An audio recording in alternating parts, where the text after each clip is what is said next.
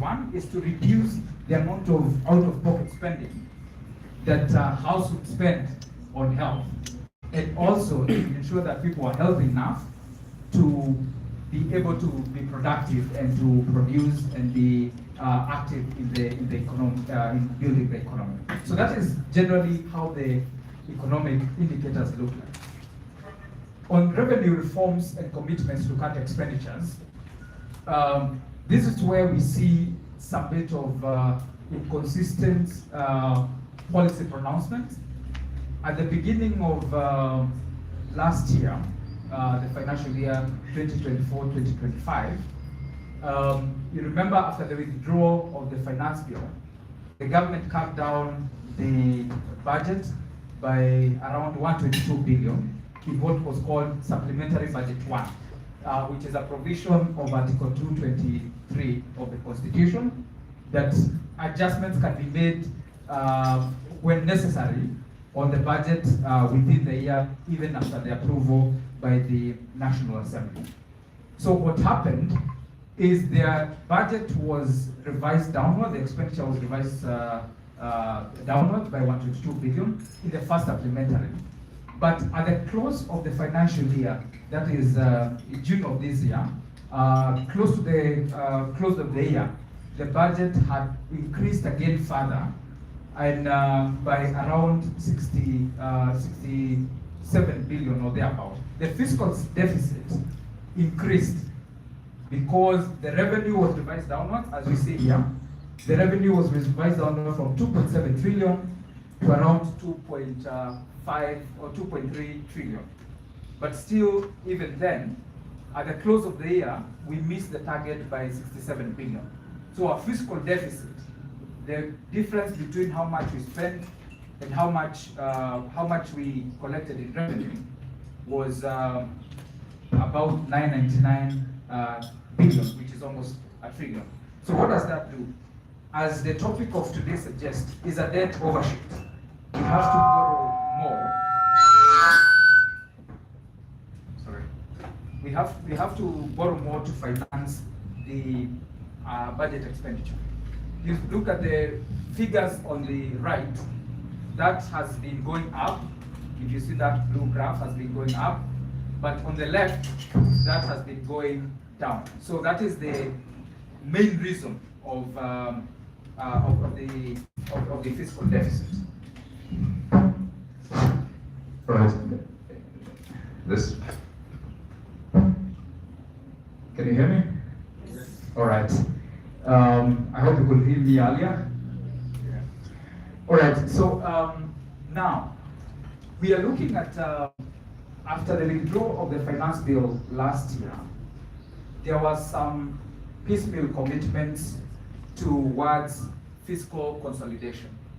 There are some commitments that were outlined by the government on how they are going to increase the trust between citizens and the government, how we are going to restore confidence on our public finance, and how we are going to bridge the gap between our revenue and our spending without necessarily increasing the taxes. First of one of the things that had been committed was to dissolve 47 state corporations with overlapping mandates and functions. That, unless it was achieved before this report, it had not been achieved. And the update I have, it has not been achieved even to date. The other one was to suspend Chief Administrative Secretary positions, the CAS. Done or not done? Was done, right? Then there was the reduction of the number of advisors by 50%. I think it went up by that figure. Then the budget for office of the First Lady and the Deputy Prime Cabinet Secretary, I believe that was done. Remove budget provisions for confidential budget in the executive office. That was not done, and that will be the case for all the rest. Reduction of budgets for renovations by 50%. Have you seen the recent updates on the State House? Suspend purchase of new motor vehicles except for security agencies. Your guess is as good as mine on that one. Suspend non-essential travel by state officers. Propose to Parliament a budget cut of 177 billion instead of 346 billion that the 2024 finance bill targeted. It was done initially, but at the close of the year, as I've said, this had gone up again to increase the deficit by almost $1 trillion shillings. Then banning participation of officers from contributions in Harambes. Now there's a different angle to this, think empowerment or something. So we are not there yet. So looking at the initial commitments to fiscal consolidation, we believe the government has a lot that begs to be done, given that these commitments were supposed to pursue austerity measures, and most of them are not yet achieved. Now, a bigger conversation is even happening at the county level. Counties depend on national government transfers, most of them of upwards of 90% of their resources. 90% of their budget is funded by the national exchequer, the disbursements from the national government. So, but at the close of the 9 months, by the time we're publishing this report, the final report was not out, but at the 9-month mark, which is April of this year, there was only 58% that had been disbursed, with only 3 months to go. So this included 225 billion, but we do not account for the 30 billion that was arrears the previous year. Now, this money that counties don't spend before the close of the year, it is not immediately accessible, even at the opening of the next year. So for instance, you will imagine, because the expenditure was,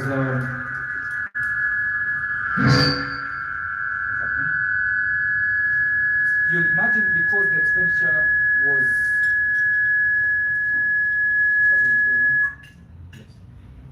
that the expenditure was, 30, 40 billion less before the close of the year, that money is immediately accessible at the opening of the next financial year. So you close the year by 30th June and 1st of July, that money is immediately accessible. That is not the case. So what happens is even some money carried forward, counties can only access them in the second quarter.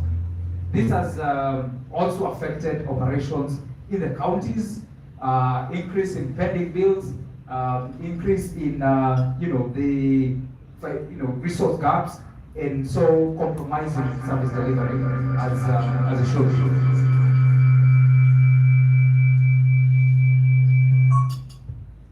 Now, looking at the fiscal, are the slides moving on the side?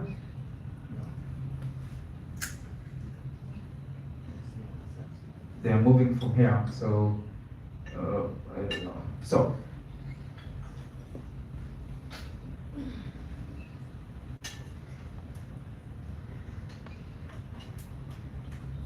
right, in the interest of time, let me just move forward.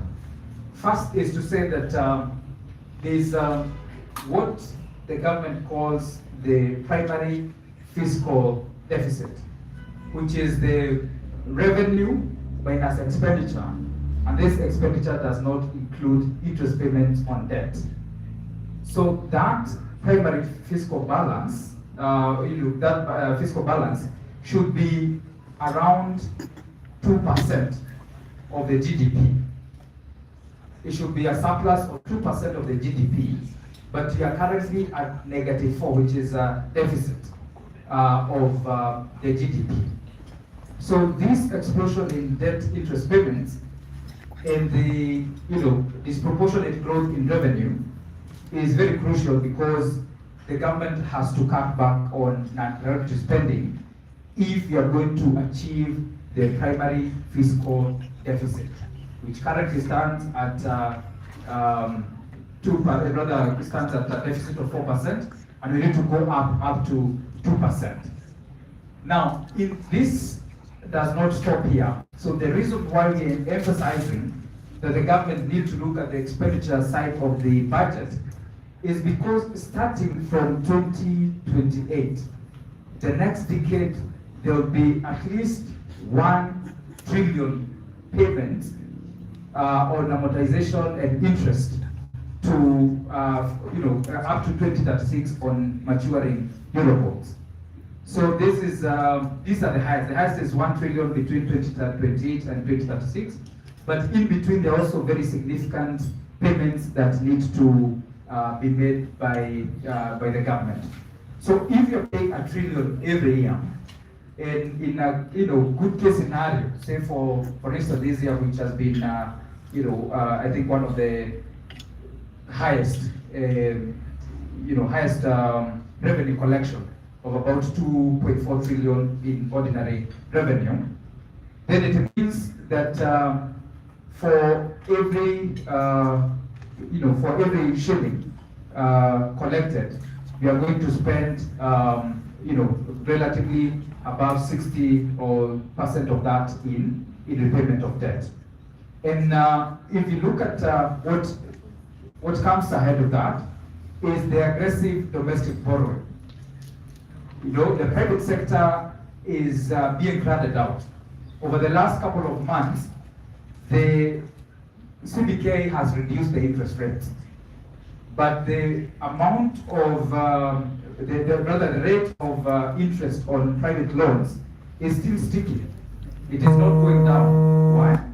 Because the